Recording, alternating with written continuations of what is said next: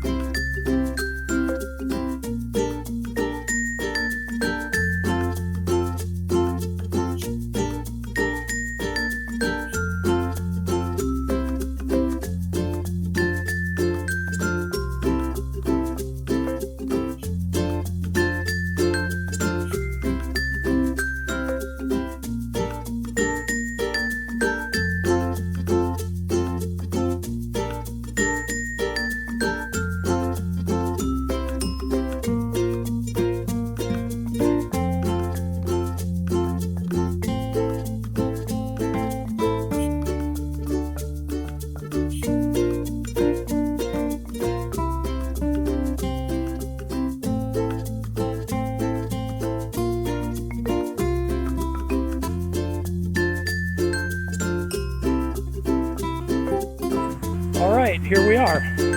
So behind me is what is today known as a sixth form college. That is the same as what you would call in the U.S. a high school. This very modern and very unassuming building was once the home of Henry VIII, and this happens to be the place where Edward de Vere passed away. It's hard to believe that the only memorial it deserves is this little plaque behind me, and I'll see if I can get a better shot of that later on. So this is the spot where Edward de Vere died. So there wasn't a whole lot to see there, and now we are going to make our way to the spot where he was originally buried. Now I realize there's some controversy over that, because there are some theorists who believe that he was actually buried in Westminster, but the accounts that I've read seem to indicate that he was first buried in the Church of St. Augustine, where in the time around 1604, it was there was no outdoor burial. So if you were buried there, you were buried in the church itself. So we're going to walk down there and see what that's all about.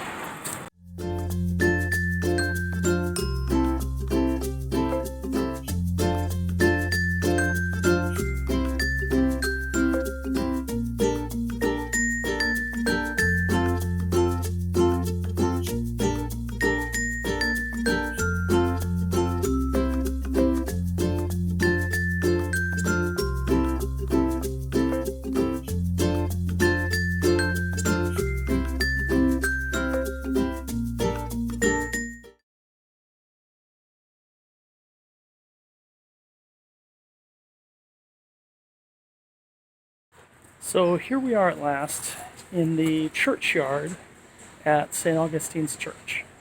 And as you can see behind me, there are a large number of gravestones marked out here, indicating that a lot of people were buried here. But if you look carefully, all the names and dates have been worn off. So it will be very difficult indeed for us to find out who is actually buried here. So I'm just going to walk around the grounds before I go into the church itself, which is open today, and see if I can make out any of the markings on any of these stones, particularly the larger ones, which I think would be more likely to be related to somebody like de Vere. So I'm just going to take a wander around here and see what we see. So all of these stones that I'm passing right now are very clearly Victorian. Part of what gives that away is that they have gates up around them, and this was to prevent, or at least make it more difficult for the body snatchers and the medical students to get a hold of the bodies. So these are clearly not anything that date as far back as de Vere. Now, these stones, on the other hand, are quite a bit older, but as before, it's really not possible to make out very much of the markings on any of these stones. And looks like these mostly date to around 1770. So again, about 150 or so years after de Vere had died. So even these stones are much too modern to belong to de Vere. It is kind of amazing to see just how many gravestones there are here. And they're sort of organized front to back as far as I can tell, with the front ones being the more recent and going back to the back ones.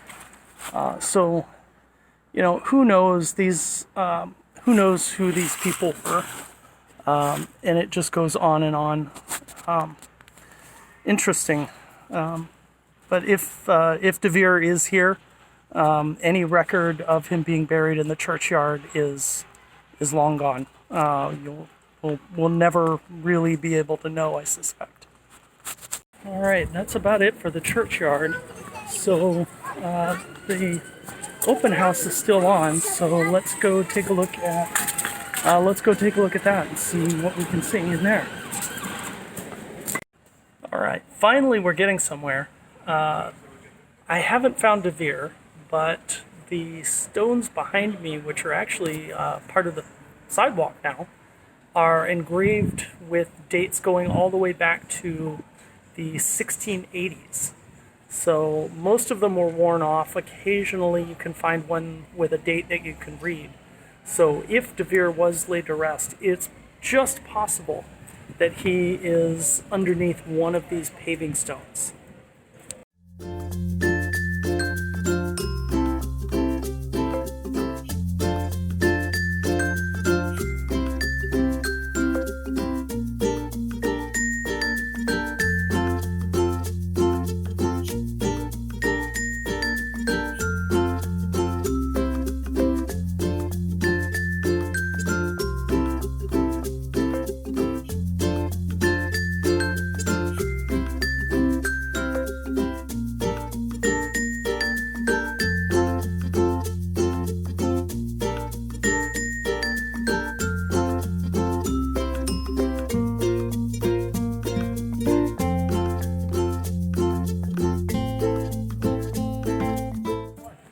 Well, so that's about it.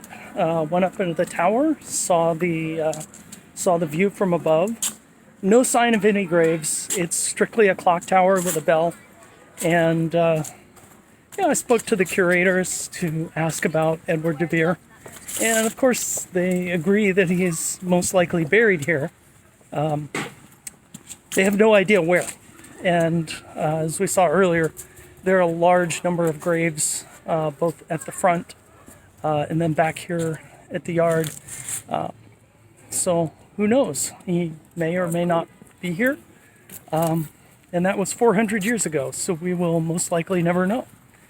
So anyway, thanks for watching, and I will see you next time. Bye.